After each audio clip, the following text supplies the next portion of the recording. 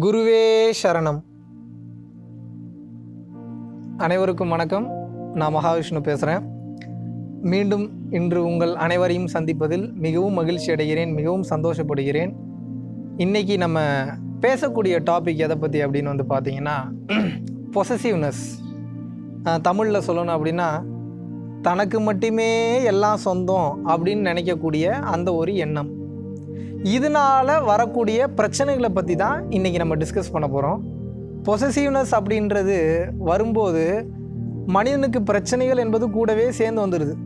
இந்த பொசசிவ்னஸ் அப்படின்றது அந்த தனக்கு மட்டுமே சொந்தம்ன்ற அந்த எண்ணம் வரும்போது அது எது மேலே வேணாலும் வரலாம். பொருள்கள் மேலே வரலாம், இல்லை நம்ம ஆசையாக வளர்க்கக்கூடிய அந்த நாய்க்குட்டி மேலே வரலாம், இல்லை நம்ம வீட்டில் இருக்கக்கூடிய கணவன் மேலே வரலாம், இல்லை ஒரு கணவனுக்கு நம்ம வீட்டில் இருக்கக்கூடிய மனைவி மேலே வரலாம், அம்மா மேலே வரலாம், தங்கச்சி மேலே வரலாம். எந்த பொருள்கள் மேலே வேணாலும் அந்த பொசசிவ்னஸ் அப்படின்றது வரலாம். நம்ம கிரியேஷன் மேலே வரலாம், இன்டெலெக்சுவல் ப்ராப்பர்ட்டி மேலே வரலாம். எதில் வந்தாலும் பிரச்சனை என்பது நிச்சயம் பின்னாடியே வரும். ஏன் அப்படின்னு வந்து கேட்டிங்கன்னா, இப்போ நான் பேசக்கூடிய விஷயங்கள் எல்லாமே இந்த சமுதாயத்தை சுற்றி இருக்கக்கூடிய இந்த புரிதல்கள், இந்த சமுதாயத்தை சார்ந்து இருக்கக்கூடிய இந்த விஷயங்கள், இதையெல்லாம் கடந்த அடுத்த கட்டத்தில் தான் இப்போ நான் பேசிக்கிட்டு இருக்கேன். இந்த அடுத்த கட்டத்தில் நீங்கள் பார்த்தீங்கன்னா மட்டும்தான் இந்த விடுதலை என்பதும் இந்த மன அளவில் உங்களுக்கு ஒரு ரிலீஃப் என்பதும் உங்களுக்கு கிடைக்கும். நீங்கள் சராசரி மனிதனாகவே இந்த உலகத்தை சுற்றியே நீங்கள் வாழ்ந்துக்கிட்டே இருக்கீங்க அப்படின்னா பிரச்சனை என்பது உங்களுக்கு எப்பயுமே தொடர்ந்து இருந்துக்கிட்டே தான் இருக்கும்.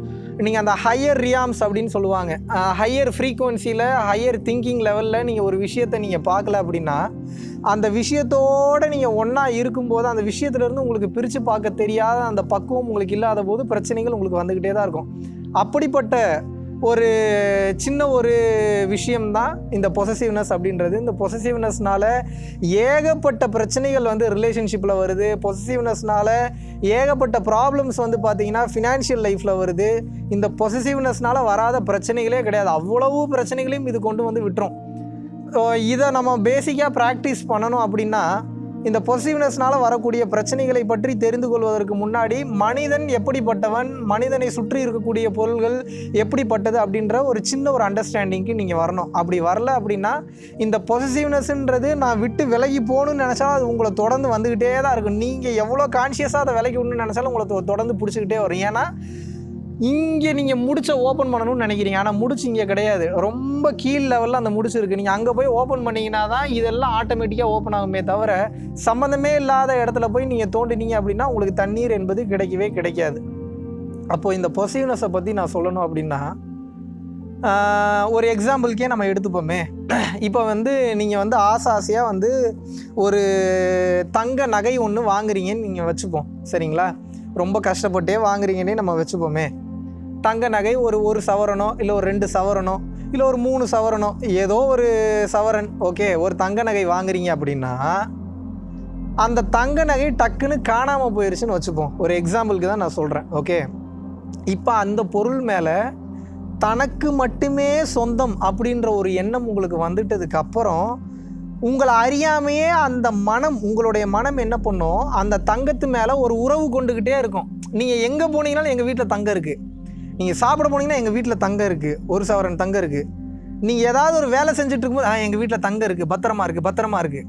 இப்படியே தங்கம் இருக்குன்னு நீங்கள் பண்ணும்போது என்ன ஆகுனா, இந்த தங்கத்தின் மேலே உங்களுக்கு பற்று உங்களையே அறியாமல் கிரியேட் ஆகும்போது என்ன ஆகுன்னா, அந்த தங்கம் காணாமல் போனாலோ அல்லது அந்த தங்கத்துக்கு மேலே வேறு யாராவது ஒரு டைம் நான் போட்டு கொடுத்துட்றேனே, எனக்கு ஒரே ஒரு டைம் எனக்கு யூஸ் பண்ணிட்டு கொடுத்துறேன்னு என்ன சொன்னாலும் நீங்கள் பரவாயில்ல வச்சுக்கோங்க அப்படி நீங்கள் சொன்னீங்கன்னா கூட, வாயளவில் சொன்னீங்கன்னா கூட, உங்கள் மன அளவில் அந்த பற்று, அந்த ஒரு பிடிப்பு என்பது அந்த தங்கத்தின் மேலே உங்களை அறியாமே நீங்கள் வச்சுப்பீங்க. இதுக்கு பேர் தான் கர்மா கிரியேட் ஆகிறதும்பாங்க.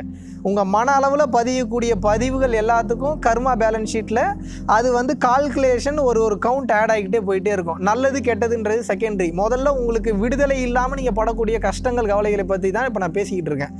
அப்போ அந்த தங்கம் இருக்குன்னு நீங்கள் நினைக்கும் போது எக்ஸ்பெக்டேஷன் ஜாஸ்தியாகும். அப்போ அந்த தங்கத்தை நீங்கள் வேறு யாருக்கிட்டையும் கொடுக்க மாட்டீங்க. காணாமல் போனாலும் அது உங்களுக்கு மிகப்பெரிய லெவலில் பெயினை கொடுக்கும். அதவே நினச்சிட்டு இருப்பீங்க. அது நீங்கள் அந்த பொருள் இந்த உலகத்தை விட்டு காணாமல் போயிட்டா கூட உங்களோட எண்ணங்களில் அது ரொம்ப ஆழமாக பதிஞ்சிருக்கிறதுனால உங்களுக்கு அந்த பெயினை கொடுக்கக்கூடியது அந்த நினைவுகள் தானே தவிர அந்த தங்கம் உங்களுக்கு பெயினை கொடுக்கல. நல்லா கவனிச்சுக்கோங்க. அந்த தங்கம் என்பது உங்களுக்கு வலியை கொடுக்கவில்லை. அந்த தங்கத்தின் மீது நீங்கள் வைத்திருக்கக்கூடிய பற்று உங்கள் எண்ண அளவில் ஒரு நினைவலையை ஏற்படுத்தியுள்ளது. அந்த நினைவலைகள் உங்களுக்கு பெயினை கொடுக்குது, அதுதான் உங்களுக்கு வலியை கொடுக்குது. விஷயமே அங்கே தான் இருக்குது. அப்போது நீங்கள் இந்த பொசசிவ்னஸில் நீங்கள் வந்து எந்த பொருட்கள் மேலே வைத்தாலும், உங்கள் கணவன் மேலே வைத்தாலும், உங்கள் மனைவி மேலே வைத்தாலும், அந்த பொசசிவ்னஸ் என்பது உங்களுக்கு பெயினை மட்டும்தான் கொடுக்கும். அது காணாமல் போகணுன்னு அவசியம் இல்லை. நீங்கள் எதிர்பார்த்த மாதிரி அது ரியாக்ட் பண்ணலன்னா கூட உங்களுக்கு பெயினை கொடுக்கும். நீங்கள் எதிர்பார்த்த மாதிரி அது இல்லைன்னா உங்களுக்கு பெயினை கொடுக்கும். இந்த பிரச்சனைகள், இந்த பெயின் என்பது உங்களுடைய மனதிற்கு தான். இதில் நீங்கள் ரொம்ப இன்னும் டீட்டெயில்டாக பார்க்கணும் அப்படின்னா, இந்த பொசசிவ்னஸ்லேருந்து வெளியில் வர்றதுக்கு முதல்ல உங்களுக்கு ஒரு புரிதல் வேணும். இல்லாட்டினா டக்குன்னு வெளியில் வர முடியாது. என்ன புரிதல் அப்படின்னா, கீதா சாரத்தில் ரொம்ப அழகாக சொல்லியிருப்பாங்க. எதை நீ கொண்டு வந்தாய் அதை நீ இழப்பதற்கு, எதை நீ கொண்டு வந்தாய் அதை நீ வீணாவதற்கு, எதை நீ கொடுத்தாயோ அது இங்கிருந்தே கொடுக்கப்பட்டது, எதை நீ எடுத்தாயோ அது இங்கிருந்தே எடுக்கப்பட்டது, எது இன்று உன்னுடையதோ அது நாளை வேறு ஒருவனுடையது, மற்றொரு நாள் அது வேறு ஒருவனுடையதாகும், இதுவே உலக நீதியாகும்ன்றாங்க கீதா சாரத்தில். அப்போ இதில் என்ன அர்த்தம்னா, இது வந்து நம்ம அந்த மகாபாரதத்தில் கிருஷ்ணர் வந்து அந்த பர்டிகுலர் பர்சனுக்காக உபதேசம் செய்யப்பட்டது மட்டும் இல்லை, உலக மக்கள் ஒவ்வொருத்தருக்கும் இது உபதேசம் செய்யப்பட்டது. நீங்கள் எதனால் ஒரு பொருள் மேலே பற்று வைக்கிறீங்க? இது என்னோடது, இது என்னோடது, இது என்னோடதுன்னு நீங்கள் சம்பாதித்து வாங்கியிருக்கலாம். ஆனால் இந்த உயிர்ன்ற ஒன்று படைக்கப்படல அப்படின்னா நீங்கள் எப்படி முதல்ல சம்பாதிக்க முடியும், இந்த உலகத்துக்கு வர முடியும், அதை அப்புறம் எப்படி ஏர்ன் பண்ண முடியும்? கரெக்டாக அதை நீங்கள் ஏர்ன் பண்ணும்போது உங்கள் உடம்பளவில் ஏதாவது ஒரு டிசீஸ் வந்துருச்சு, பிரச்சனை வந்துருச்சுன்னா அதை சம்பாதிச்சிருக்க முடியுமா? அப்போ டிசீஸுன்றது உங்கள் கண்ட்ரோல் இல்லை, வேறு என்னோ ஒன்று கண்ட்ரோல் பண்ணிகிட்டு இருக்கு உங்களை. அப்படி இருக்கிறப்போ இந்த உலகத்தில் இருக்கக்கூடிய ஒவ்வொரு பொருட்களும் எப்படி நீங்கள் உங்களோட இது அப்படின்னு நீங்கள் சொல்கிறீங்க? இது வந்து ஒரு முட்டாள்தனமான ஒரு திங்கிங் இல்லையா? இப்போ நீங்கள் தங்கம்னு ஒன்று எடுக்கிறீங்கன்னா, அந்த தங்கத்தோடைய தங்க துகள்கள் அப்படின்றது மண்ணிலேருந்து தோண்டி எடுக்கிறாங்க. அந்த தங்க துகள்கள் வர்றதுக்கு நீங்கள் எந்த வேலையும் பண்ணல. அந்த தங்கமாக மாறணுன்றதுக்கு நீங்கள் ஃபார்முலா எழுதலை. அது எப்படி எந்த டைமில் எங்கேருந்து தோண்டி எடுக்கணுன்றதில் உங்களுடைய கான்செப்ட் எதுவுமே கிடையாது. காராக இருக்கட்டும், வீடாக இருக்கட்டும், எந்த பொருட்களாக வேணா இருக்கட்டும், எல்லா ரா மெட்டீரியலுமே வந்து பார்த்தீங்கன்னா இந்த இயற்கையின் மூலியமாக, இந்த இயற்கையில் வந்து பார்த்தீங்கன்னா இயற்கையின் அம்சமாக அதனுடைய ரிசோர்ஸஸாக தான் இருக்கே தவிர, அதை நீங்கள் கடவுள்னு எடுத்துக்கிட்டாலும் சரி, பிரபஞ்சம்னு எடுத்துக்கிட்டாலும் சரி, பிரம்மம்னு எடுத்துக்கிட்டாலும் சரி, கர்த்தர்னு எடுத்துக்கிட்டாலும் சரி, அல்லான்னு எடுத்துக்கிட்டாலும் சரி, சிவன் எடுத்தாலும் சரி, முருகன் எடுத்தாலும் சரி, நீங்கள் எந்த பெயர்கள் வேணாலும் வச்சுக்கோங்க. இந்த உலகத்தில் இருக்கக்கூடிய எந்த பொருட்களும் உங்களது கிடையாது. எல்லாமே வேற வேற கலரில், வேற வேற இடங்கள்ல நிறம் மாறி, உருவம் மாறி இருக்குது. அப்போது இது என்னுடையதுன்ற அந்த பற்றுக்குள்ளே நீங்கள் போயிட்டீங்கன்னாவே, அது காணாமல் போயிட்டாலோ, இல்லை அது நினச்ச மாதிரி ரியாக்ட் பண்ணலனாலோ, இல்லை வந்து பார்த்தீங்கன்னா நீங்கள் எதிர்பார்த்த தன்மையில் அது இல்லைனாலோ உங்களுக்கு பெயினை கொடுத்துக்கிட்டே இருக்கும். என்னைக்கு நீங்கள் இந்த புரிதலுக்கு வரீங்களா, எதுவுமே என்னுடையது கிடையாது, நானே முதல்ல முழுமையானவன் கிடையாது, ஏதோ ஒன்று இயக்கிட்டு இருக்கு, நான் இயங்கிட்டு இருக்கேன் அப்படின்ற புரிதலுக்குள்ளே நீங்கள் வரும்போது என்ன ஆகும்னா, உங்களுடைய மனம் லேசாகும். இந்த மனம் லேசாகும் போது டேக் இட் ஈஸி பாலிசிக்கு வந்துடுவீங்க. டேக் இட் ஈஸி பாலிசிக்கு வரும்போது மனம் என்பது விடுதலை அடையும். விடுதலை என்பது இந்த உலகத்தில் இருந்து அல்ல, லிபரேஷன்றது உங்களுடைய மனதிற்கு தான். மனதிலிருந்து விடுதலை.